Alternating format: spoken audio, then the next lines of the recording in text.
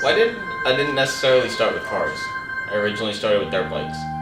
So that's what got me into like starting this kind of thing. And then when I was 15, I bought the Jeep. And then bought a 91 Jeep Wrangler. I sold that and I bought my '01 Ram, which is actually the truck that started the Angry Wrenches series.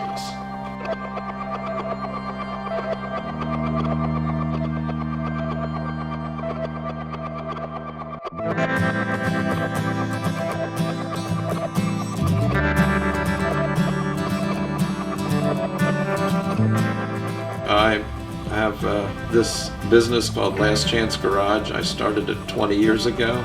I was an English teacher for 32 years in Coatesville. I lived in Kennett Square. My part-time job was people started to call me to do clean-outs because I had a truck, and then it just grew from there. Old trucks need work, but I needed a place to keep them, and that was here. It's a good workspace for old cars. The big cars like Cadillacs and stuff don't work so well, but we don't work on too many of those. The Caddy's the car that got me into cars. It's a 1968 Cadillac convertible DeVille.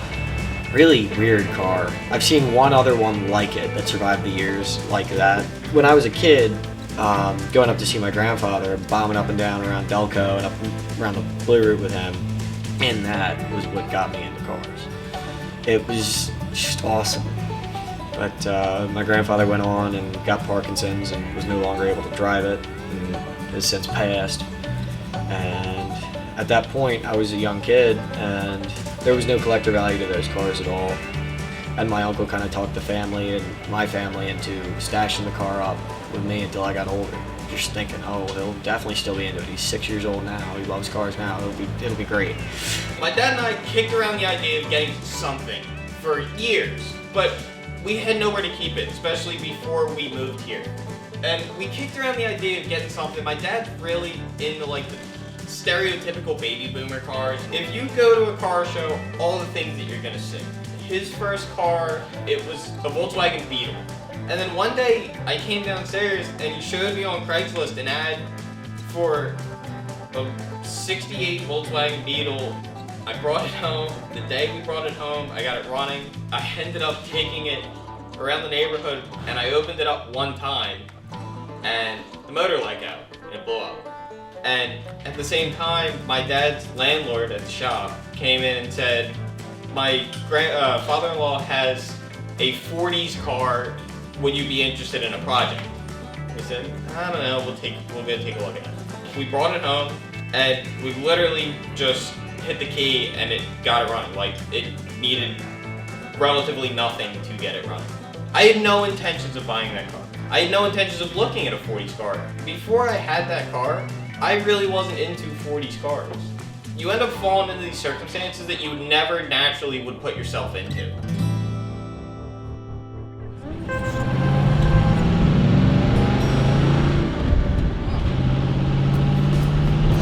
Oh yeah, smell the stale gas. I've been here for about 1.5 years now. I've always been interested in cars for a while. I didn't really care where I started working. I just knew I wanted to end up working on the classic and antiques, but I kind of got lucky and I got to start out here instead of, having to go through a whole process of working on other stuff. I just get to dive right into working on the classics and the antiques. Well, a classic car is defined by the Classic Car Club of America, and that's a very rigid distinction.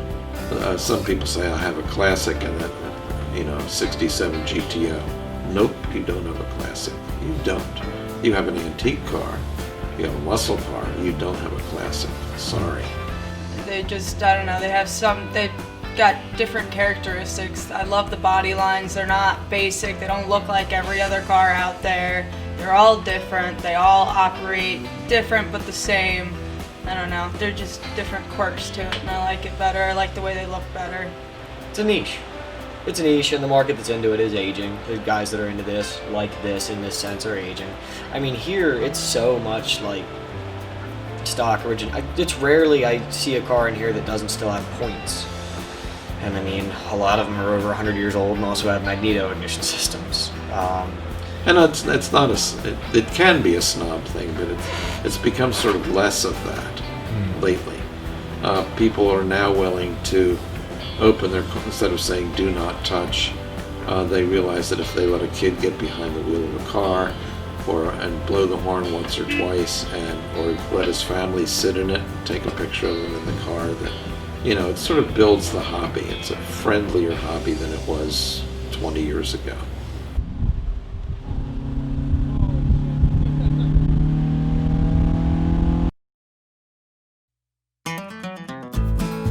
I expected a learning curve getting into this, but it was a little bit bigger of a learning curve than I was expecting too, getting into like everything mechanical. All the old guys, they're very excited when they see me, Trey, any young person that wants to get into the antique car community. Because, I mean, you go to any of the shows, it's, for the most part, the young guys, quote unquote, are baby boomers with muscle cars. I think Frank's getting a little excited after he got the 40 and fell into that for what it is and how nice it is. With what Louis touched on with a lot of the older cars, like the early, so right now the expensive stuff is that. It's like late 60s, all boomers had this in high school, everything else. The guys with money that had 20s, 30s, and 40s cars are all dying out. So Frank, like getting into the 40 and getting into seeing people play with that and everything else, he's super into that because that's attainable now, and he can appreciate that, which is cool. It's great, and I wish more people did it. As far as like young people and even guys up in their 40s and 50s, everybody sees that car when you're out and about in it and hits someone, oh, what's in it? Expecting that somebody put some big, ignorant, lumpy 350 in it or something else. I mean, no one expects you to go out and enjoy that in its original context.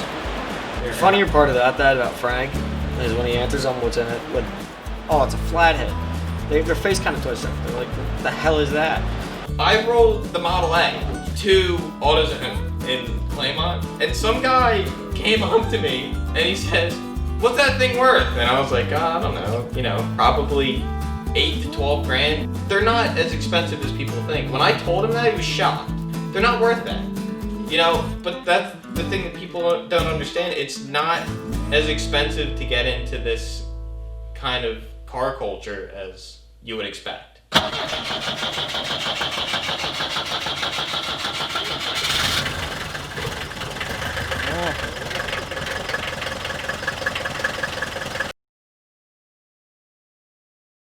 And an antique car doesn't eat much.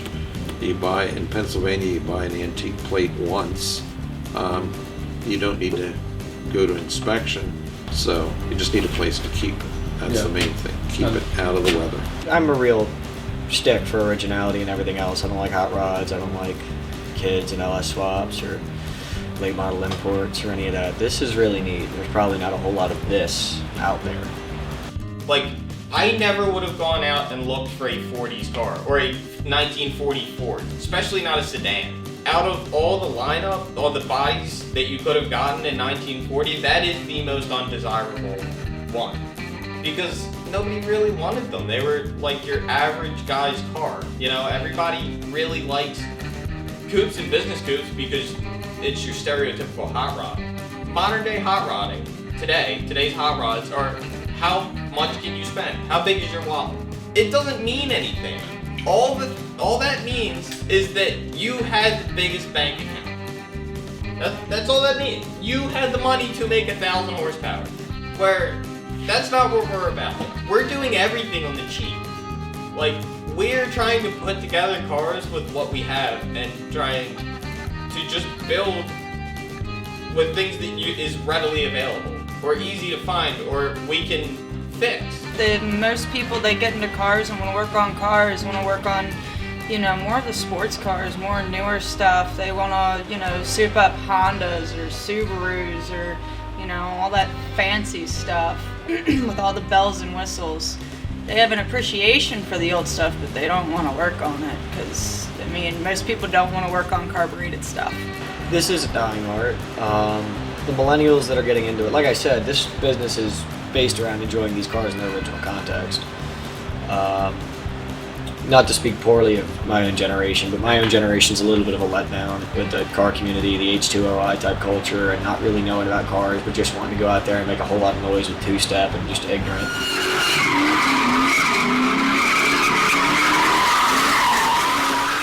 The reason that people are playing with like your Civics, your Accord, you know, like your really weird, crappy economy cars are because that's what's really cheap right now.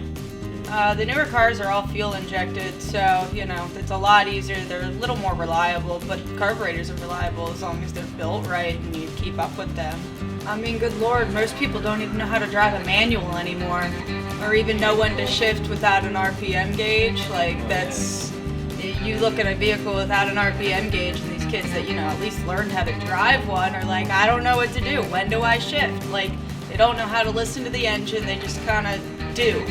They don't really understand anything. A lot of the guys that are into that don't even know what the hell they're looking at or talking about. And there's no art behind it. And the ones that do get into older stuff, a lot of it's all hot rod this, LS swap the world, this, that, and the other. And I'm sad and I'm scared that stuff like this is going to dwindle and die out.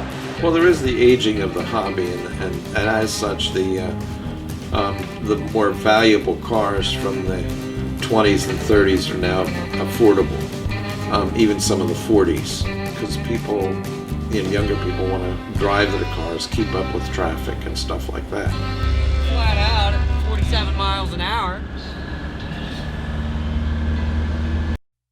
And sometimes that just doesn't work with something as old as these two cars are. That's the other thing that's said, though, with the appreciation for that, and like cars in the original context and everything else being gone. Louis was talking about modern traffic. Modern traffic is fucking terrible. Even out here in like rural Unionville, they're fucking horrible. And the Model A around North Wilmington, everybody just wants to kill me and Frank. It's terrible. Today, too, a car isn't a representation of yourself, more or less. A car today is just, it gets you from point A to point B. Back then, you would take pride in what you drove. You know, you wanted the best looking car, and companies would compete to put out the car that would attract the most people. Where nowadays, they don't really care what it looks like. I feel like there's actually not enough on the older stuff, truthfully. There's not. I mean, there's enough, but really, most of it only goes back 70s, maybe. If you get lucky on learning how to fix this stuff, I mean, you're not gonna really find a YouTube video on a 1947 Studebaker. Yeah, I have them watch YouTube videos first and that sort of thing, so they have an idea of what's going on. They can be misleading. Sometimes we'll look on YouTube for a hint on, okay, this is something different. See what other people have done. It's worth doing. It hasn't diminished my love for working on them. Has it frustrated me? Have some cars, pissed me off more than others? Oh, most definitely. Most definitely. There's no question of that. There's some cars I hope I never see again. You're fucked. Ow! Fuck me. I'm not an Astro Guide kind of guy. Ow!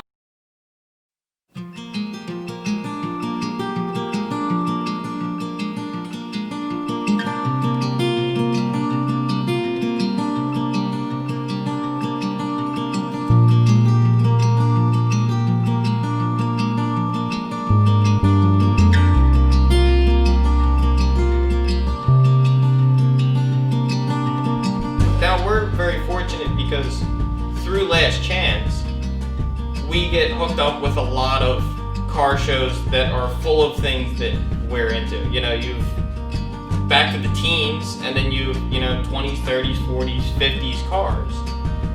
That's what we're into, and we're lucky that we're exposed to that, but your normal modern car guy isn't going to be exposed to something like that. What I did before was a hard labor job. This is a very relaxed environment with a clientele that loves their cars. There's no rush incentive. Thank God I don't have to work on fleet trucks anymore. That, this has to hell or high water. It's going to Ohio at 6 a.m. tomorrow morning. It's like, oh, Christ.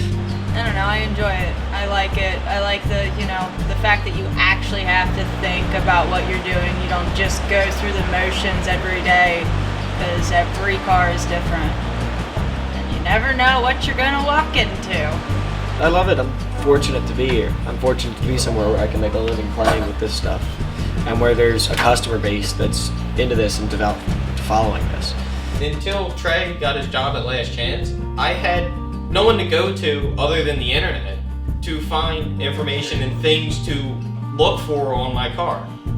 You know, but we have the older generation that are willing to impart the information onto our generation, and that's how we can continue the art.